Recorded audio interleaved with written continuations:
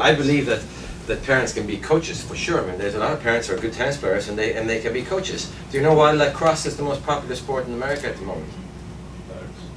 Because no parents know how to play it. So they read the paper, yeah. So kids love it. And they you go to watch a lacrosse game, the parents say nothing. They just say, oh yeah, because they don't know what to say. So I think in tennis, there are a lot of decisions you have to make, and it sounds like what you just said. I wouldn't mind that, because at least he's making a decision.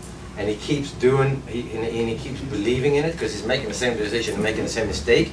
So that's a good thing. The definition of insanity, right? But that's good in a way, because at least he realizes maybe he's thinking, I'm going to come in again, and he gets lobbed. And you think it looks like it's insanity, but I'm sure that your kid is thinking, if I can just get this approach just 3 feet deeper, I can get in after it. So he tries it again and gets lobbed. And then he tries it again and gets lobbed. So at least there's a method to it. I think there's a lot of decisions that are made, that I've made, that everybody makes, that are wrong. But you cannot second guess yourself, ever, in tennis. You cannot go, I coached a Frenchman who would hit a passing shot, and the guy guessed right and hit the volley, and then he would, like, to me, like, I'm like, what are you doing? Why are you showing me that you should have hit a lob? Just hit the lob next time.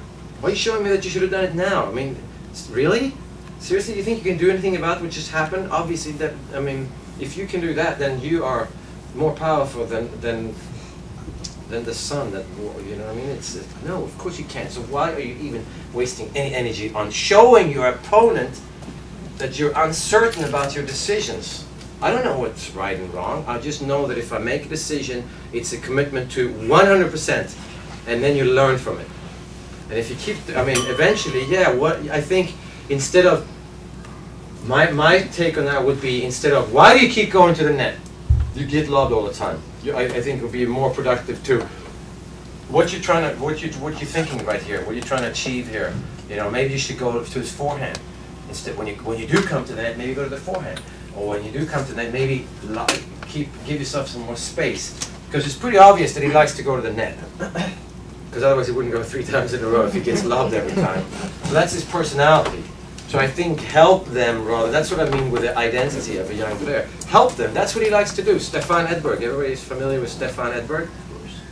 He had a baseline game like all of the Swedes when he was young. He had a big forehand. So it later turned out that his forehand was maybe one of the worst forehands of all time, of anyone who's won 6 majors. An unbelievable athlete. And he had this two-handed backhand. He had a really good forehand and a two-handed backhand that was shocking, and he had no patience to be at the baseline. So he said, and he was still the best junior under 16 in Europe when I was 18. He was best 14, but he just didn't want to play like that. So he said, I don't want to play like this. So he went to a coach and said, I don't want to play like this. I don't like it. I have no interest. I want to be there. I want to get up there to the net. How do I get up there? So he said, okay, how do you get up there? We need a slice. So he gave him a slice, and all he could do was hit a slice backhand.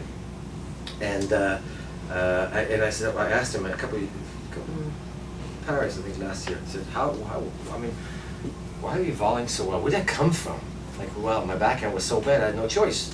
So I learned how to slice, and I couldn't hit a backhand because I had one-handed, so I just ran to the net and I learned how to volley. And that's his personality. Yeah, so he didn't, and if you would have told him early on, Stefan, you are nuts. And he would have, and if he would have listened to you, he would have been a baseliner, a horrible baseliner. And now he became one of the greatest players of all time, maybe the best volleyer of all time, because that's what he liked, that's him, that's his personality. So I think it's just a sign of what your kid likes to do. Let's try and help him be better at that, rather than make him, no, you shouldn't go up because you're 4'2". You know, then, yeah, but I want to be up there. Again, it has to come from, it has to be fun. Otherwise, there is no way you're going to exploit your whole potential if it's not fun. It's just no ways. Yeah.